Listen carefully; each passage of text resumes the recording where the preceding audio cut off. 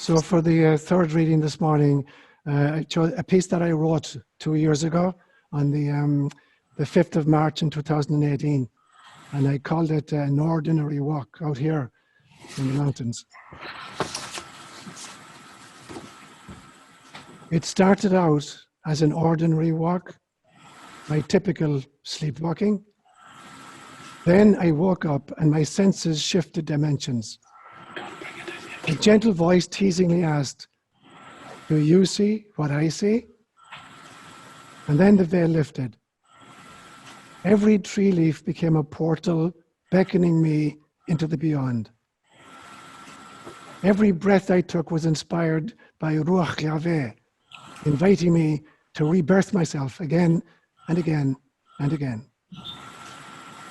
Every firm footfall of mine touched the belly of Gaia, the mother who gave me life, food, and clothes. Every shallow little puddle became a mirror of the sky, showing me the heavens miles above me. Every daffodil became the golden chalice of the Last Supper.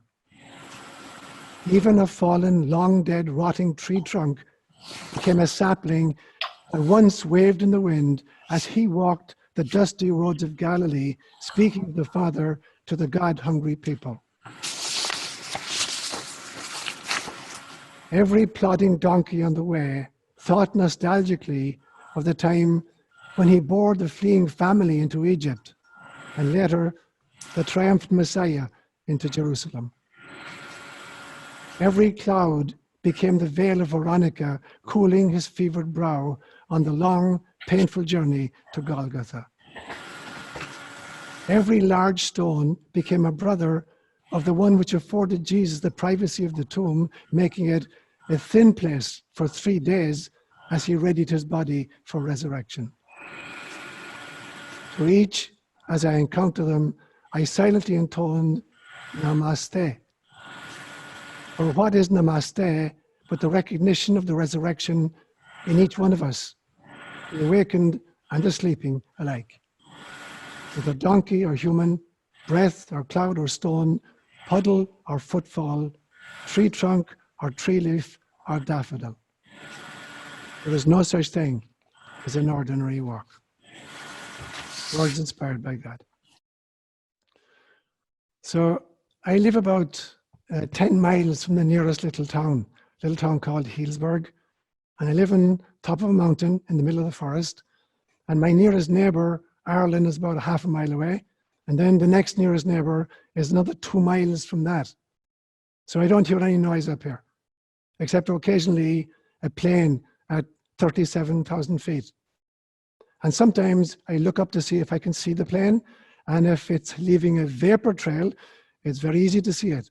It is going to look at 37,000 feet. It looks like a little silver fish. But if there is no vapor trail, it's much more difficult to spot it because it's traveling at about 600 miles an hour and it's 37,000 feet in the air. And so I figured out really, really quickly that if I want to try to locate where it is, I can't just listen to the sound because sound travels at 750 miles an hour and the plane is traveling at about 600 miles an hour. And so if I'm trying to track the plane by just listening for where the sound is coming from, it's going to take the sound 36 seconds to get from 37,000 feet up down to my ear. And in that 36 seconds, the plane has moved 6 miles. So in order to try to spot the plane, I figured out I don't try to look at where the sound is coming from. I look about 6 miles further on, and then I can normally find it. Now, the interesting thing is there's a little airport about 10 miles away as well, a Healdsburg airport for very small little planes. In fact, Stefan and Jonathan and Ursula have flown up there fairly frequently. And occasionally I'll hear a small plane at maybe 2,000 or 3,000 feet elevation. They may be circling this area on a landing route for Healdsburg. But the funny thing is, although the image of this small plane is much bigger at 4,000 feet, than the image of a jet plane at 37,000 feet. So you imagine it should be much easier to actually see the small plane. But what I discovered is it's actually much more difficult to see the little plane at 4,000 or 5,000 feet. Because the eye has to learn not just to focus in a direction, It has to learn to focus at a kind of an elevation or a distance. So when I'm scanning the sky looking for a small plane, even if I get the direction perfectly right and my focal length is off, I'm looking through the plane into the distance and I don't actually see the plane, because the eye has to focus in and out at some stage. And with the small plane at 4,000 feet, it's actually much more difficult to track it. Now, once I finally locate it, there's no problem subsequently. Even if I look away, I can go back because my eye knows exactly how to focus, at what distance to focus, so I can pick up the little plane more easily. Now, that's what I want to talk about today. I'm going to revisit the topic of resurrection, and I'm going to make 3 main points just. Firstly, the first one I call, now you see me, now you don't. Point number 2, I want to look at resurrection as a fractal phenomenon. And then thirdly, I want to look at life itself as a fractal phenomenon. So let's have a look now first at now you see me, now you don't. As you read through the gospel accounts of Jesus' post-resurrection appearances, one of the things you notice is that people don't seem to recognize him. Even his beloved companion, Mary of Magdala, thought he was the gardener. And later that day, on the road to Emmaus, 2 of his disciples who were discussing what just happened, he joins them and he's with them for several miles of the road, and they don't recognize who he is. So what's the deal with Jesus not being immediately recognizable after his resurrection? Now, the interesting thing is that when you read the Gospels in the Greek in which they were written, the verb that's used, that we translate into English as he appeared to them, it's actually a much better translation is he chose to make himself visible to. So it seems like it was on Jesus' side to decide who could see him and who could not. So presumably, if there were 10 people looking in the same direction with the same focal length, some of them might see him and some of them perhaps wouldn't see him. So it's not so much about where you look as how you look. So I'm convinced actually that even the Greek verb doesn't quite get it.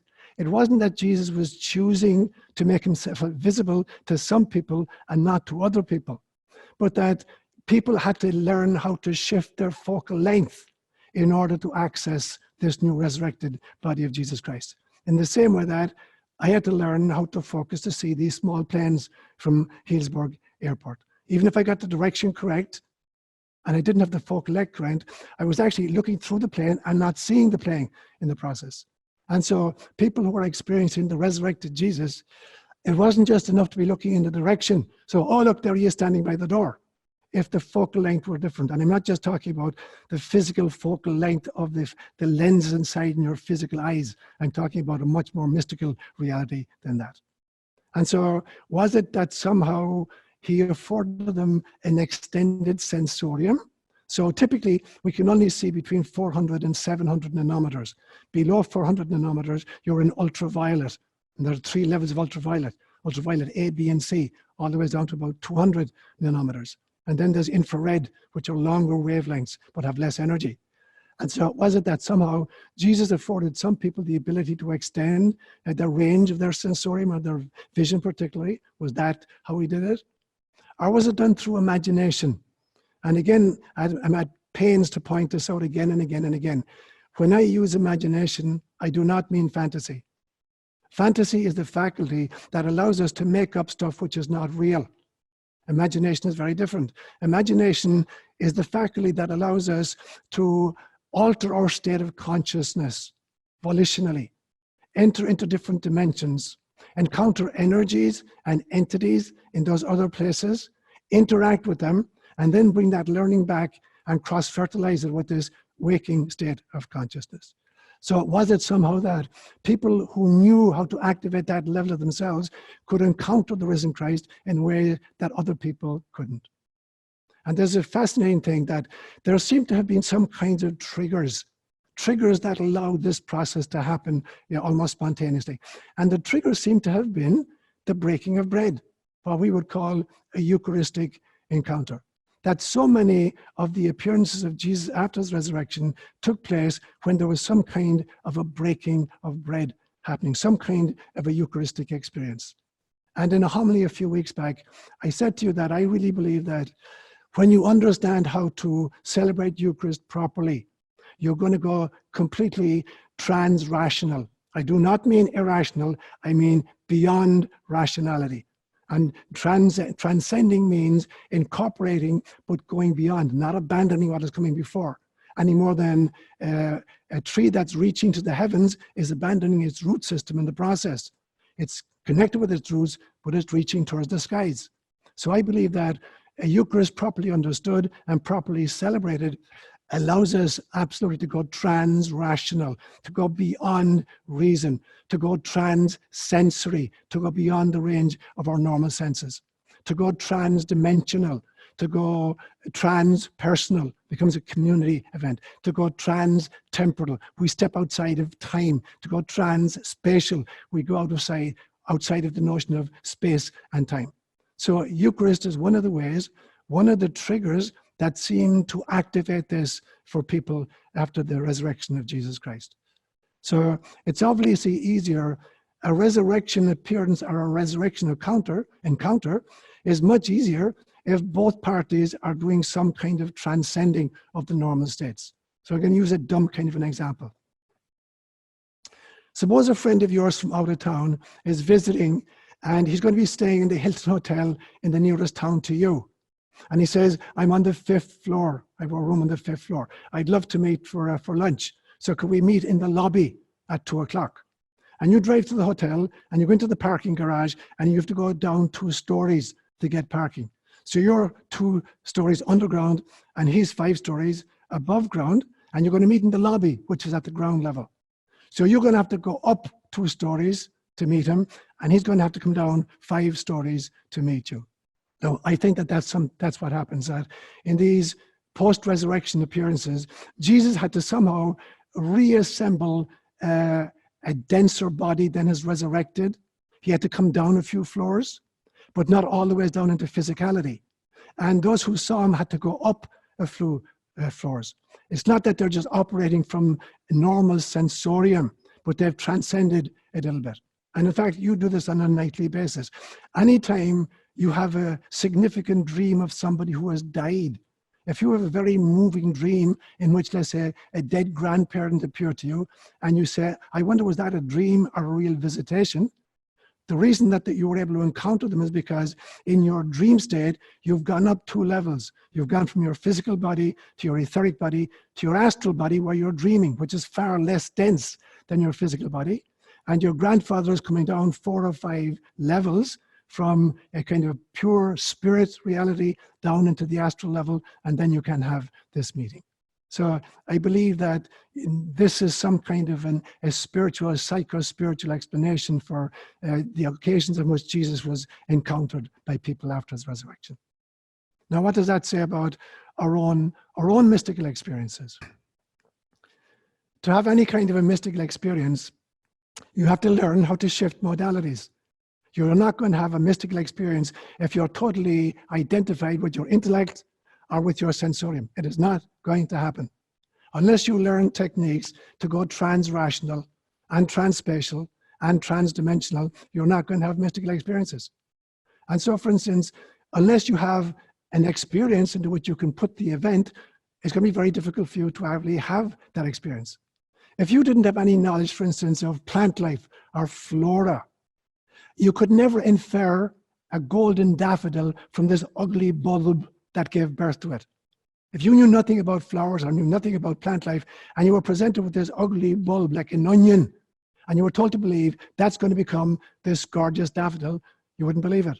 So if you hadn't had the experience, you couldn't make the inference from the bulb to the daffodil. Nor in my walks on a regular basis, I encounter literally thousands of acorns on the ground. There's lots of oak trees where I live. If I didn't know, if I hadn't had previous experiences of acorns and oak trees, I could never infer a majestic, elegant oak tree from this tiny little shell. So if you don't have the experiences, then when you do have an event that happens, you try to kind of reduce it to your old models. And the old models cannot accommodate or explain what is really happening to you in a mystical sense. So if you haven't had mystical experiences and you're not open to having mystical experiences, it's almost impossible to infer the reality of presence, the reality of spirit from the presence of mere matter. If you're looking at mere matter, it is very difficult to infer spirit if you haven't had mystical experiences in the past. And it is very difficult to try to infer the existence of the soul from the experiences of the ego. If all you've had are egoic experiences and you're identified with the ego, it is very difficult for you to have mystical experiences, because even if they begin to appear to you, you're going to try to reduce them down to an egoic understanding of them. And by the same measure, trying to grok resurrection by using the senses is the equivalent of trying to measure somebody's IQ by putting them on a weighing scale. You cannot do it. The senses cannot grok the notion of resurrection. You have to learn to transcend that completely. So that poem that I wrote 2 years ago, you know, as you listen to that, you could say, okay, that's like, it's a collection of cute little allegories. Unless you've had those kinds of experiences yourself, in which case you wouldn't realize that it's touching a far deeper level of reality, in which these physical items, the stones or the flowers or the donkeys, are simply costumes that spirit uses in order to play in our planetary auditorium. Let me use another kind of a dumb example. I heard a story one time about a missionary who was in the Amazon, the middle of the Amazon. And there was a tribesman who was completely illiterate, had never met reading, and he sees this guy reading from a piece of paper, reading aloud. And this man says, I would love to be able to do that. So he grabs the piece of paper and he's looking at all these just squiggles, and he puts it up to his ear and he says, talk to me, talk to me. And so for that person, the piece of paper, all he could see in it were just black squiggles on a white page. He hadn't learned how to infer the symbolic meaning of these squiggles and realize that there were non-physical messages contained in it, a storyline or a plot. You could not infer from the page of just ink blots that there was a deep, deep symbolic message contained in it. So if you don't know how to read, then a book is simply a jumble of ink stains. And it becomes the same with mystical experiences. So the physical objects we encounter in our everyday life, in my opinion, are sacramentals that contain at their essence, they contain pure spirit as it reveals the storyline of incarnation. So life or incarnation is a book, but you have to learn how to read it. There's no point in shaking it and say, talk to me, talk to me. You have to learn how to translate the ink blots into meaningful words that tell you a story. And the story is the journey of incarnation. So it's not where you're looking that's going to give you this, it's how you're looking. If you don't know how to look, no matter where you look, you're not going to find anything of spiritual significance. If you do know how to look, it doesn't matter where you look, you're going to find spiritual significance in everything that you encounter. So the most mystical revelation you'll ever encounter is the ordinary present moment seen through the resurrected eyes of an awakened soul. And that's why I said there's no such thing as an ordinary journey. No matter where you go, whatever the circumstances are, if you're looking at stuff and experiencing stuff through resurrected eyes of an awakened soul, then you're in touch with the ultimate, deepest reality of all. So that's my first point. I want to talk then about resurrection as a fractal phenomenon. And if you haven't heard the word fractal, a fractal simply means a pattern that repeats at an infinite number of scales. It came out of mathematics originally, but you can create patterns that repeat at an infinite number of scales. And we encounter them all over. So for instance, you take an atom with its nucleus and electrons spinning around it. That's a kind of a pattern at a tiny scale. You scale that up and it's the same pattern you see, you know, with a planet that has moons in attendance. So there's a central nucleus and there are these things whirling, orbiting around it. So a planet and its moons is a scaled up version of an atom and a nucleus.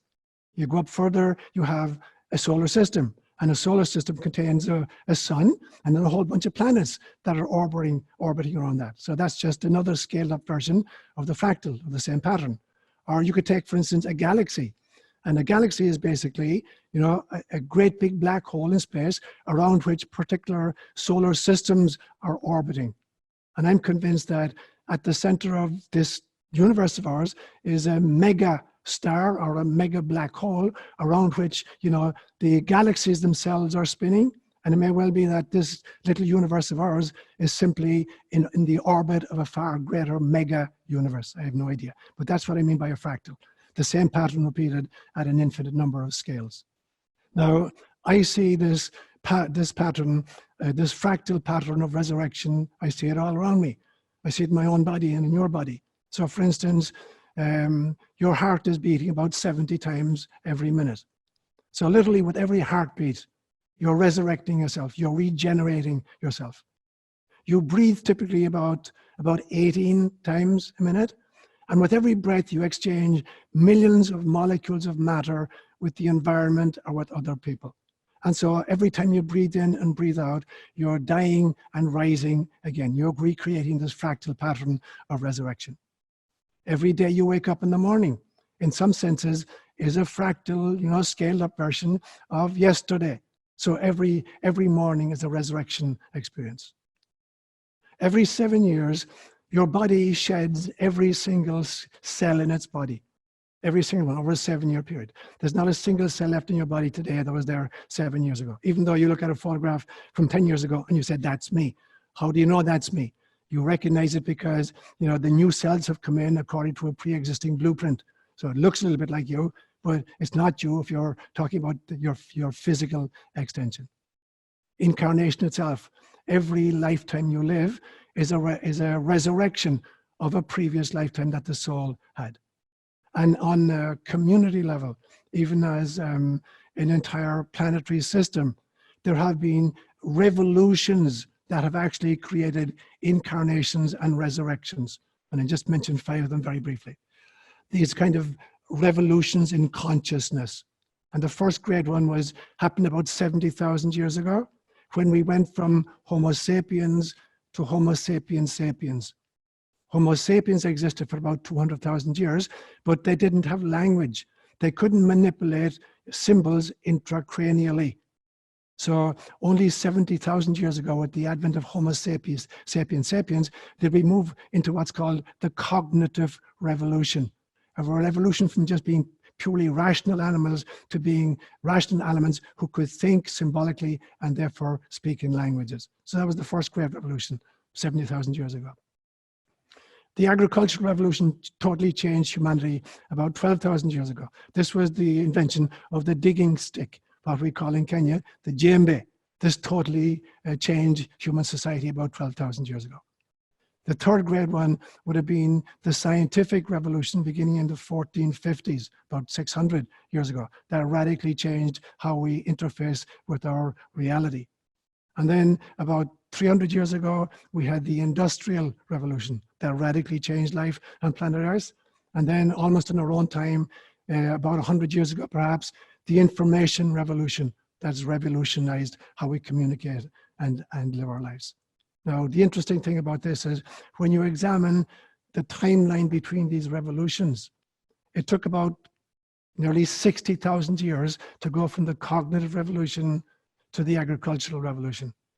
But to go from the agricultural revolution to the scientific revolution only took about 600 years. Took for agricultural to scientific about 12,000 years. From the scientific to the industrial, about maybe 600. And then from the industrial to the informational, less than 100. So it's almost as if the graph is going asymptotic. But the greatest revolution of all, I believe, is just around the corner. It's the evolution from Homo sapiens sapiens to what I've been calling Homo spiritualis. And I'm totally convinced that apart from all of the other considerations that are important during this time of, you know, staying in place and isolation, quarantine, whatever word you want to call it, that the most important reason and the most important invitation of it is to help to birth this transition, this revolution from Homo sapiens sapiens into Homo spiritualis. It's the revolution that Tyler de Chardin talked about, 50, 60 years ago, when he said, mankind will have invented fire for the second time.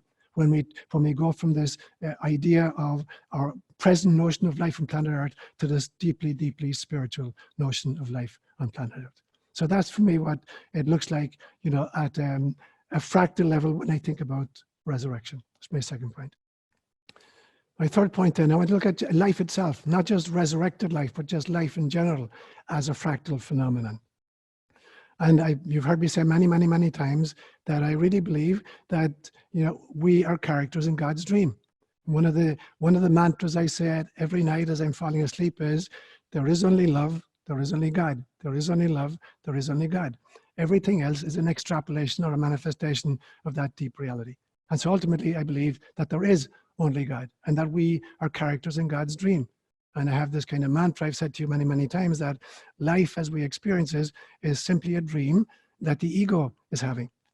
And the ego is simply a dream that the soul is having. And the soul is simply a dream that spirit is having. And spirit is simply a dream that source is having. And so in this extraordinary dream state of God, life seems to kind of go through 4 stages as we experience this. Firstly, there's the pre-incarnational level of life before we decide, to take on physicality. So there's a pre-incarnational phase of life. And then, we volunteer, and there's an incarnational phase of life. We have physical bodies, we have emotions, we have intellect. And then thirdly, there's a post-incarnational phase, because I don't believe in the concept of death as being the end of anything. It's simply, we're shuffling off this mortal coil and we're going into another kind of level or another phase of the same life. It's the same life through all of them that we call a post-incarnational phase of life. And then at some stage we'll come back again, because we have lots of other lessons to learn, as Wavin pointed out to us. And that will be a reincarnational phase of life. And we cycle through that until we become, enlightened beings, living among enlightened species that don't need to generate or deal with karma anymore. The difficulty for us is this: when we identify with a physical body, then resurrection looks like a miracle. If we think that Jesus Christ was just a flesh and blood creature and that he was nailed on a cross and he died and then he got up 3 days later, if we identify Jesus Christ with the body of a physical carpenter from Nazareth, then we haven't understood resurrection. We think resurrection is a miracle. God set aside the kind of the normal laws of the universe in order to indulge this one particular person. But even within the physical body, as I pointed out, you see these constant resurrections that keep happening, cell by cell, day by day. So there's all these resurrections happening even in the physical body on a regular basis. But when you learn to disidentify with the physical body and you learn to identify instead with the soul, then you see that resurrection is happening not within a lifetime just, but among lifetime, from incarnation to incarnation. So when I lived in Kenya and I wanted to talk about the kingdom of heaven, I would use a kind of a pun in Kiswahili. And talking about heaven, I would say, Mbinguni si mahali, bali ni hali. Mbinguni si mahali, bali ni hali. In other words, translated, heaven is not a place. Heaven is a state of consciousness. So trying to understand heaven as a location that we go to after we die, that is not heaven. Heaven is a state of consciousness that we grow into in the process of enlightenment. And I want to say the same thing is true of life itself. Life itself is a state of consciousness. Life itself, even on planet Earth, is not a location with physical articulation just. It's a state of consciousness. And we know this from quantum mechanics. We know, for instance, that we create our version of reality from subatomic phenomena based on wavelengths of light and Boolean algebra. But it goes back further than that. So life itself actually is a state of consciousness. And I believe that resurrection is a state of consciousness. And this is true not just for the individual person, it's true for us as a species. And so I want to end by saying this. I'll repeat this again and again and again and again. You volunteered to be here now in order to resurrect the species, to bring Homo sapiens sapiens from where they are to Homo spiritualis. So I thank you for coming. Now, please wake up. And the first question here is from the Makachis. Yeah, Seán, when you were talking about Jesus being recognized after he resurrected, and it reminded me of a time when I went in for a job interview, and I was going to a place where this guy worked that I played soccer with. So I had my tie on. This was years ago. Right. And he walked through the lobby, and he looked at me, and I looked at him, but he didn't recognize me. And I said, "Hey, Buzz." And he said, and when he heard my voice, he said, "Jeff, I didn't recognize you. You're not in your soccer clothes, right?"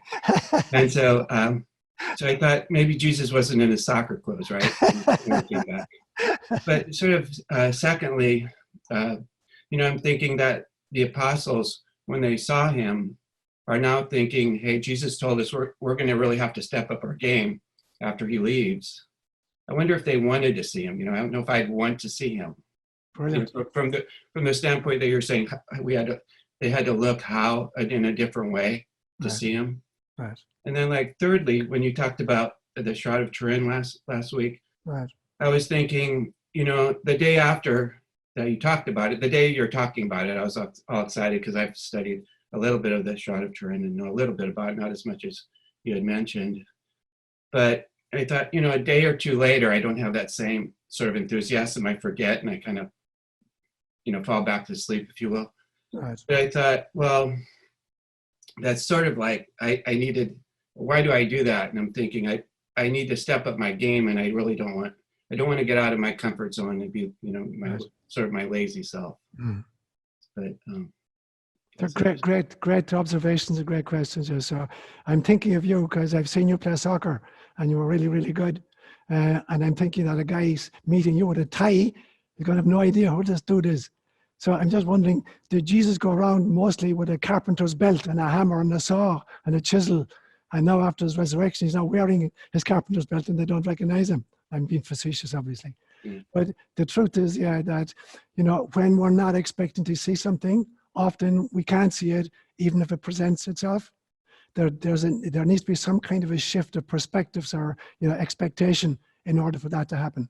And when it does, in order for it to continue, we can't live at these highs nonstop, but we have to make the kind of a dedication to making the kinds of changes in our lives that would make it easier for us to continue to have those kinds of experiences. So St. Paul puts it very, very powerfully in his letter to the Romans. He says something like, the following of Jesus costs not less than everything. So you can't be a half-hearted follower. Jesus himself at some stage would say, anybody who's out plowing, he puts his hand to the plow to help me plow the field and then looks back, you're wasting my time. You're not going to be able to plow a straight furrow if you're looking backwards.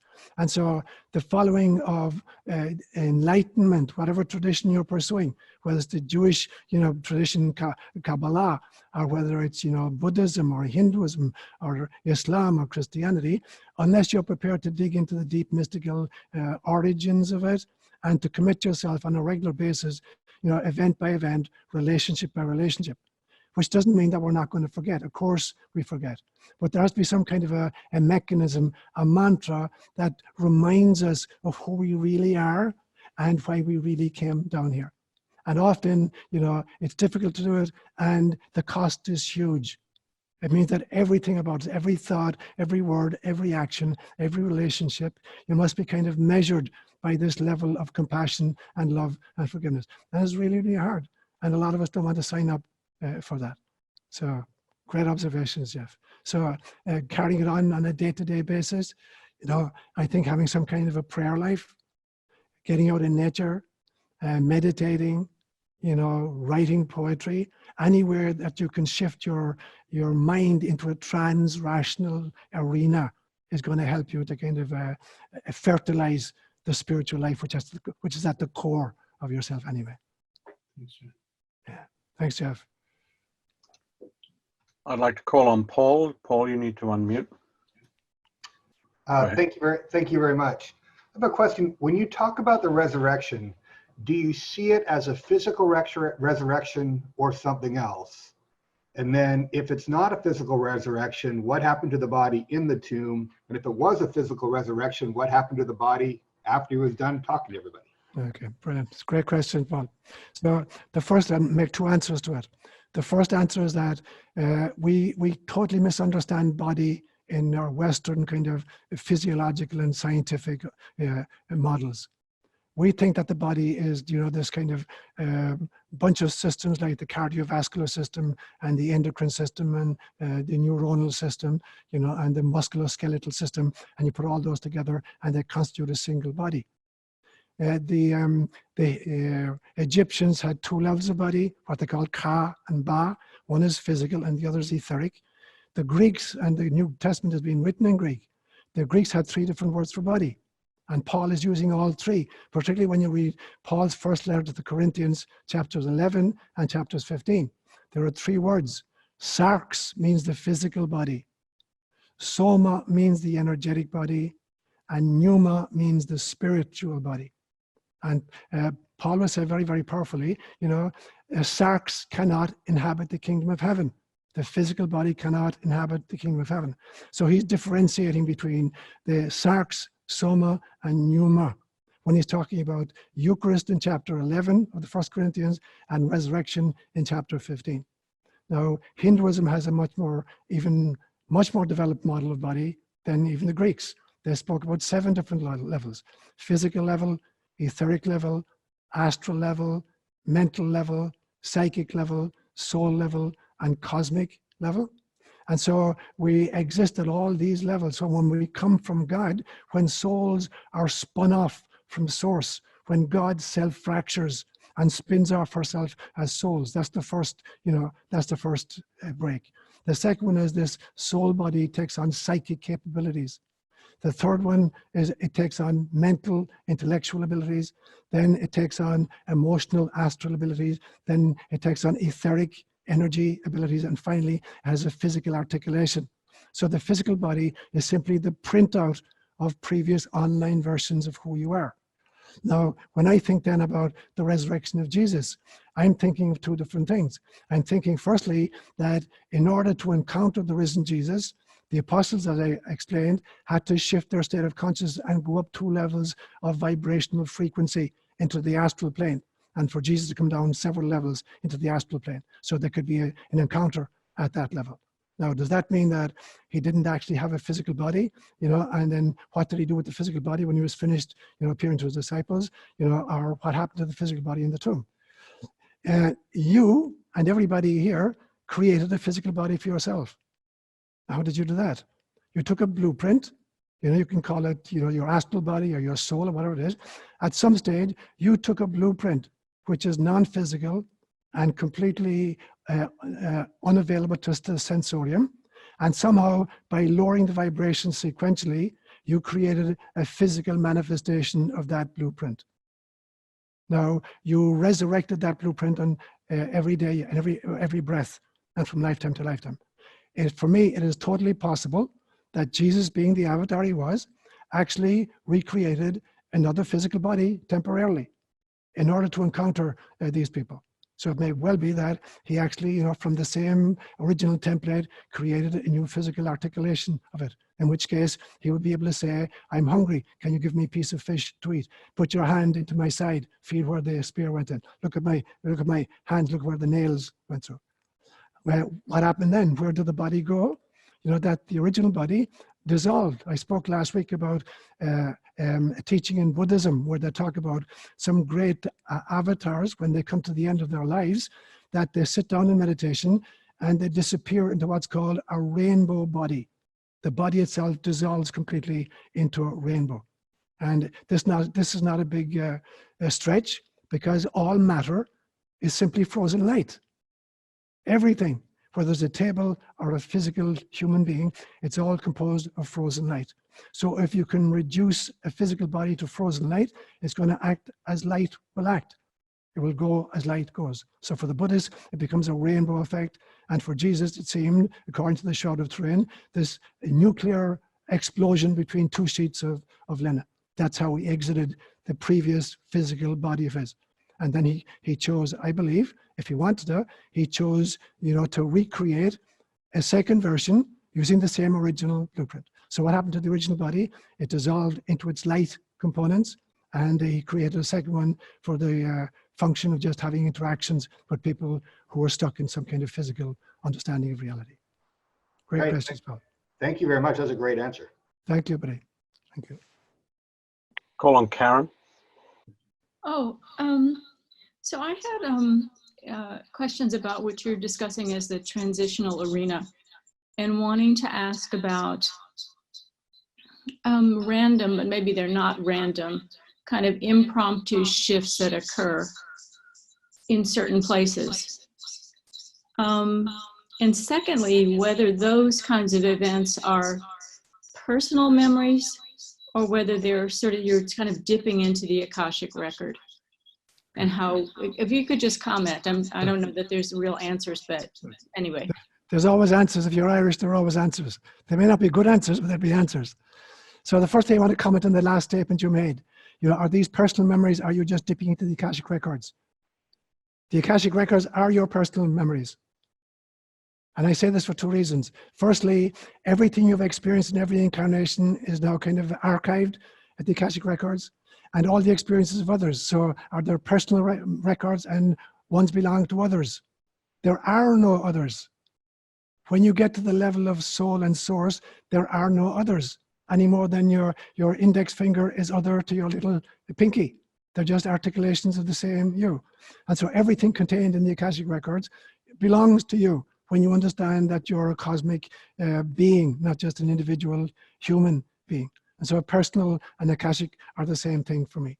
Now, you mentioned, do they just happen in specific locations? I think specific locations can be triggers, in the sense that if you're in nature, you're much more likely to get triggered into a spiritual domain than if you're inside in a Safeway shopping for eggs. Although it can happen there. Yeah? And the second thing is if you're in a place, for instance, of worship, you go to Jerusalem, which has been impregnated with the holiness of generations of Jewish people, and subsequently of Christian people and Muslim people. So the very stones of Jerusalem are impregnated with a deep, deep, deep mystical truth, no matter how you chose to interpret it into a particular religious kind of a dogmatic, degree. That's unimportant. But what's important is that there are places like that, our Lourdes, places where people have visited and impregnated physical locations with their own spiritual understanding. And subsequent visitors to those places will bathe in that residual energy. And the third thing I would say to you, Carden, is this, that, even as you're experiencing life on planet Earth, you're totally connected to your own soul, the part of you, the Atman part of you that didn't incarnate. There's only an aspect of you that incarnated. Hinduism will call that jiva. And there's this constant contact between the two of them. There's constant traffic in both directions. So jiva is constantly being nudged by Atman through synchronicities, or intuitive experiences, or inspirations, or dreams, or visions. So Atman is constantly trying to feed us, information to wake us up. And jiva, for its part, is trying to make contact by by meditating, or by praying, or by spending time in nature. So there's a two-way communication in which this effort and energy of awareness and enlightenment is being generated. Call on Joanna. You have been talking to us for a long time about Homo spiritualis. Yes. And I thought of it as a slow evolutionary process that we're entering. But I think right now, where most of us, not all of us, but most of us are confined. And a birthing process, all of a sudden you're in the safe space, and all of a sudden you're in the birth canal, and you're confined, and everything is contracting, and you're kind of forced to deal with these things. If you watch television, you're forced to deal with the images and the sorrows and the everything that's going on right now. So it's contracting us into the whole planet, into this space, unless you live in the middle of nowhere, or you're not watching television and you're completely unconscious because you're mentally whatever. And so we're moving from this safe space into this, and once, you know, when you're born, you don't know what's going to come out the other side. So that's kind of part of it. But the other part of it is that we are all already there, as you say. You know, we just don't remember. I mean, as an artist, my artist statement talked about how I like to access the world that's hidden behind the world that we see as a visual artist. And sometimes people will see a painting and will go, oh my God, or they'll hear music and it'll put them somewhere else. Or like a physicist, you know, travels to those spaces, or Einstein. So there are ways, there have always been ways to access this, and that's some of them. But anyway, that's great responses, Joanna. So we picked up for the two most important ones you've mentioned. The first one is the notion of birthing.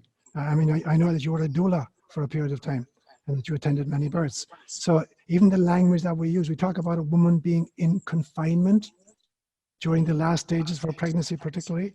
So that's really, really interesting that we're in confinement at this stage because we're expected to birth something new. And you know as well as if you're a doula, that what you have to try to do is to encourage the mother to work with the contractions. If the mother tries to force the baby out too quickly when it's not contracting, it's going to be really, really painful. If she won't cooperate with the contractions, she's going to prolong the labor. And so the ability to somehow to experience the pain of labor and to work with the contractions when they come, that's the easiest delivery of all. And that's what we're being asked to do now.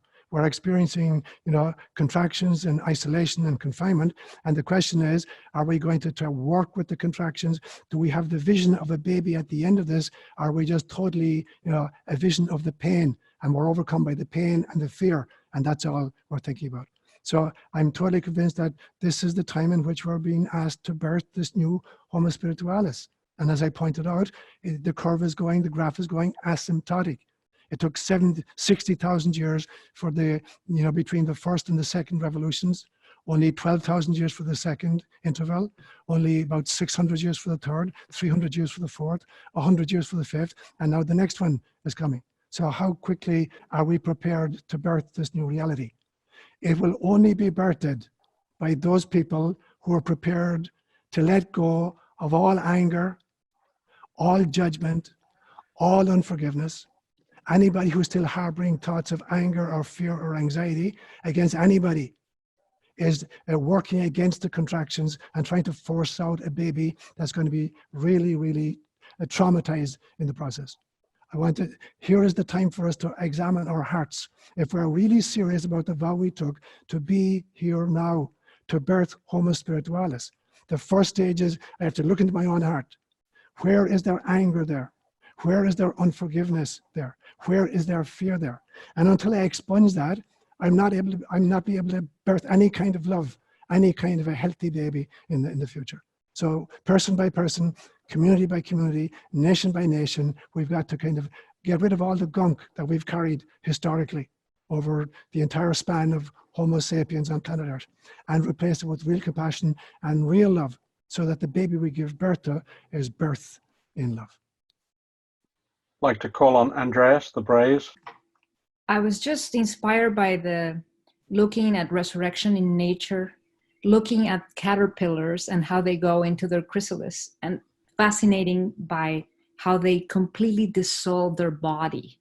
It disappears. Their brain, their stomachs, their whatever, disappears completely into these soup of amino acids and completely disappears, and then emerges with a completely new body as a butterfly. But there's a connection between the caterpillar and the butterfly. There are some memories that continued in the butterfly, because there's some scientists that have done experiments and they figure that there is a memory that you can actually carry the memory. So that's just incredible because it connects with what you're saying and you can see it in nature. And it's just a matter of opening your eyes and seeing it, and you realize it's everywhere, that resurrection, that if you put your imagination also on it, it can take you to these incredible levels of beauty. And I find that with dance, for example, it does that with me. That's beautiful, Vicky. Thanks a million, Pat. You know, and kind of just extrapolate even further from that beautiful analogy you're giving of the caterpillar and the butterfly. We know scientifically that in that process, there's a huge internal struggle that goes on. That the same kind of a blueprint that created the caterpillar to begin with is struggling furiously to make sure, you know, that it's not dissolved in some way.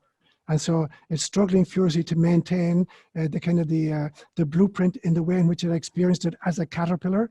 So there's this titanic struggle that goes on between two versions. The version that wants to hold on to the caterpillar version and the one that wants to create a brand new by recombining the elements.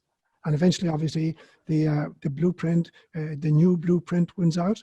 But as you say, there are memories carried over. And so as we, you know, cocoon ourselves, there's this extraordinary struggle that goes on. When it's over, when the shutdown is over, there'll be all those people for a whole bunch of reasons who want to go back to business as usual. And we're going to see our skies filled again with chemtrails and our water polluted. You know, we're going to see GMO crops and, you know, we're going to see all that if we go back to business as usual. But at the same time, if we don't retain some kind of memory of what it was like in the past, we won't be able to generate a different kind of future. So there have to be memories, that we retain the memories, but that we reconfigure the elements, the genetic coding in some way that creates a brand new outcome. I've said this to you many times that there was a famous scientist called Ilya Prigogine, who in the 1970s won the Nobel Prize for biochemistry. And he did it for a system he called dissipative structures. And he was trying to resolve a scientific anomaly where the second law of thermodynamics tells us that all systems left to their own resources run themselves down into chaos. It's called the law of entropy. So if nature is subject to entropy, it should be running itself down into chaos. But what's happening is more and more complex life forms are evolving. So how go figure? And he solved that problem by showing that, he called it dissipative structures. It's like you have a jigsaw puzzle and you've combined the pieces because the contours seem to fit, but you're getting a picture that's not very nice. It's not, certainly it isn't the picture that's on the box. So you have to disassemble the jigsaw puzzle. Using the same elements, you reconfigure it, but you combine them differently and you get a whole different picture emerging. And you call that dissipative structures. And that's what needs to happen here. It's not that we annihilate all of the elements that went into the creating the models of life we've lived up to now. It's that we have to have the courage to disassemble them and recombine them in a different order, in a spiritual order, in an order that recognizes the divinity of everything that exists, every oak tree, every acorn, every banana slug, every human being. And we recombine it with that understanding that we have a new vision. There's a new picture on the box of the jigsaw puzzle. And now we're creating a jigsaw puzzle that shows what's on the box. And the box is nothing less than the face of God. I call upon Kopku, which I think is Sister Jezere. Jezere, yes. Oh yeah, that's me. Thank you. Father, you've always given us an invitation to wake up. So I have 3 questions in one. How would I know I'm awake? Is wakefulness only for me? And if it's also for others, how would they experience my wakefulness? Oh, that's beautiful, Jezere. So the first question, how would you know if you were awake? You'll know it by the thoughts you're thinking, the words you're speaking, and the actions you're engaging in. As Jesus says, by their fruits you shall know them. So look at the way you're living your life. Are you a source of, you know, inspiration to other people in your life? And I don't mean that they're kind of writing books about you or something like that, but in just ordinary encounters, do people feel built up, you know, energized, more loving because they've spoken with you? So just look at the evidence around yourself in your relationships. That's the first answer. Now, is awakening just for you as an individual person? Absolutely not. You're a cell on the body of Christ. You know, it's not just about single cells awakening, it's about the entire organism waking up, but each cell is contributing. And so I don't believe in the notion of personal redemption or personal salvation. I don't think that at the end of a successful spiritual life that I wipe my brow and say, I made it. I avoided hell and limbo and purgatory and I got to heaven. I don't give a damn about the rest of the people, but I made it at least. I've mentioned a few times about a famous Paralympics that took place in Montreal sometime in the 1970s of physically handicapped people. And there was this 100-yard dash involving kids, the grown-up kids, 19, 20, 25, 26, who were Down syndrome kids. And they started the starting line, and the starter sets the gun up, and they start lumbering up the track. And about halfway up, one little fellow fell down, and he's sitting on the track, looking at his knees bleeding, and he's crying. And the whole group stopped running, and they turned back, and they walked back to this little kid, and they picked him up, and they all linked hands, and they walked up the track together across the finishing line as a unit. And the entire stadium stood up and gave them a standing ovation. Now, that's what enlightenment looks like. Nobody is enlightened until everybody's enlightened. Nobody is saved until everybody is saved. The idea of personal salvation and getting to heaven, you know, and let everybody else figure out their own destiny, that's meaningless to me. And so Buddhism will talk about the bodhisattva vow. How can you refuse to reincarnate while there's any sentient being who's still asleep? And so is this just about Jasira? No, it's not. It's about all sentient beings, of whom, you know, Jasira is a particular cell. And then your third question, how do you wake up other people? It's by, you know, inviting them in whatever capacity. You're doing postgraduate studies right now, Jasira. So in your field of study, you're going to meet situations and people and have opportunities maybe to give lectures or attend conferences in which you will have the opportunity, either subtly or ostensibly, of presenting a new cosmology, a new meaning for life, a new understanding of reality. Not a reality just based on our sensorium, but a reality that goes much, much deeper, of which the sensorium is simply a particular arm. You're going to get plenty of opportunities, my sister, as you go forward, to encounter opportunities and groups in which you're going to be the leaven that wakes them up. Call upon Sally. I just have been so moved by your talks. And after last week's talk and sharing, I had a dream, and it's a very short dream. Brilliant. And it was that I walked into a room with a lot of physicians, and I had these objects. They were like with the colors of the earth, and they were round, and I just threw them down on the floor across the room.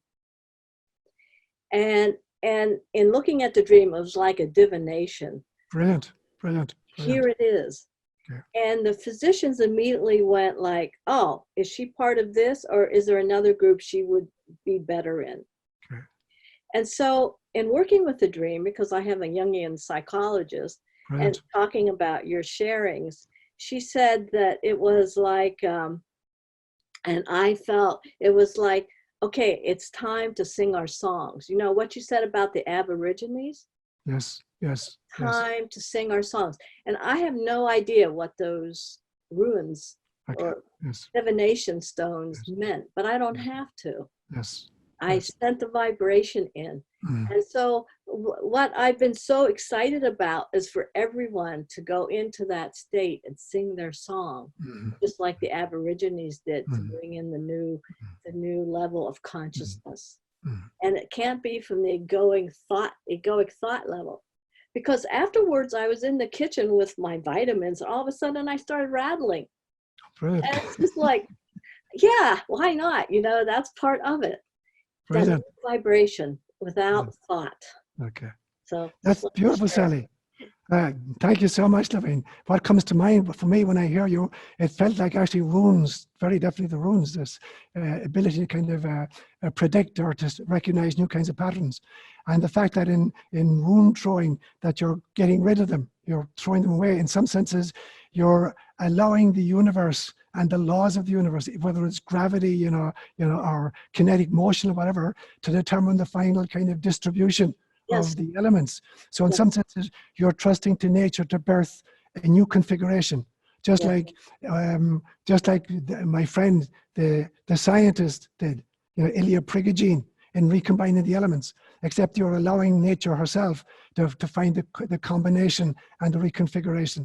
And obviously then you're going to kind of, you're going to take that in and look at it and say, okay, what are the elements in my life that I need to recombine? In what way do I do it? And what kind of natural processes and what kinds of spiritual intelligences must I kind of submit to show me the road and to show me the outcome? Beautiful. Awesome. Call upon Udval. I was thinking while you were talking about, people seeing Jesus, or, you're reaching at some level to see the God, right? It reminds me of going to shamans. Okay.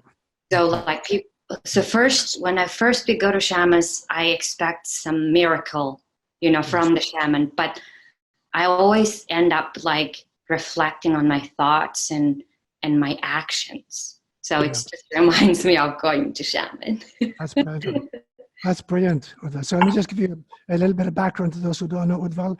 Udval is from Mongolia. So this is her spiritual tradition, both Buddhism and shamanism. And so she comes from a long lineage of people, who are conversant with shamanism and Buddhism. So her contribution when she talks about shamanism isn't about, just somebody who picked up a book a week ago and studied it. And so this insight that you have, Udval, that, your expectation of what the shaman can do for you, you got one particular expectation, but what you realize is that the shaman or the healer is actually asking you to look deeply inside yourself, because the solutions lie within you. So for you to kind of recover your soul or re-access your soul, that's the greatest healing of all. I'll call upon Wavan.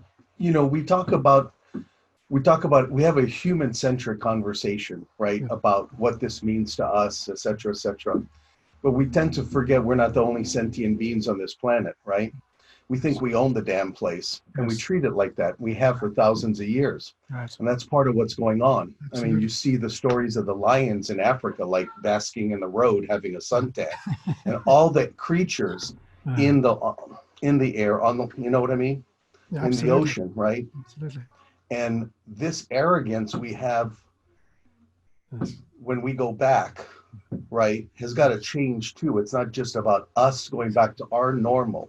We have to understand, as you said before, that Gaia is trying to teach us, sending the kids to their room, because there's other very sentient beings on this planet, okay, right?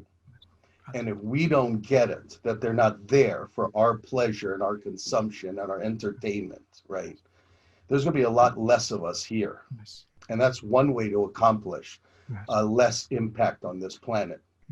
Not just 9 billion of us in 20 years, but a lot less of us here. And we can go in the waiting room and reflect upon it on the other side.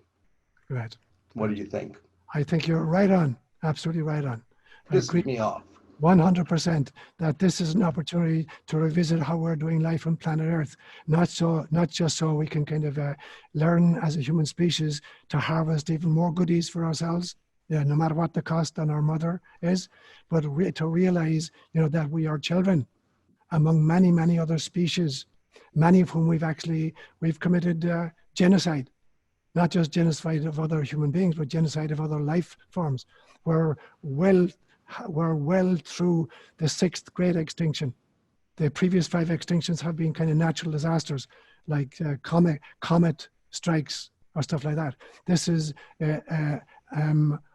anthropocentric. It's been anthropogenesis. Human beings are creating this next, mass extinction. And there are millions and millions of life forms that are no longer on the planet, brothers and sisters whom we've killed. And so this wake-up call is not so that we can learn how to avoid pandemics in the future as we continue to ravish the resources of the planet. It's about a radical reassessment. And that when God gave Adam and Eve in Genesis at the very, very beginning, the very first story, when God gave Adam and Eve, Radah is the Hebrew word that's being used, Radah over nature. And Radah in Hebrew can be, interpreted in 3 different ways. It can mean to exploit, it can mean to dominate, or it can mean to have responsibility for. And I keep saying to you that when God invited Adam and Eve to name the animals, it wasn't just to hang identity tags on various creatures. It was to have a personal relationship, species to species, with all these creatures. And that is the awakening.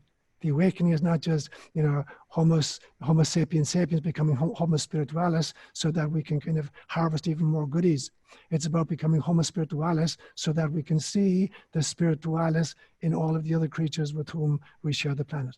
And maybe, even maybe, given the fact that we have this extraordinary scientific know-how right now, is it possible that we can actually resurrect many of our brothers and sisters whom we have actually killed?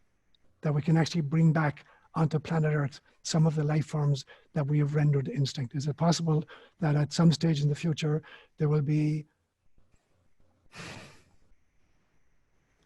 a second Garden of Eden in which all of the original characters are once more present? Thank you, Seán, and that is our last question. Okay. Let's continue with our Eucharist, guys. Thank you for your patience.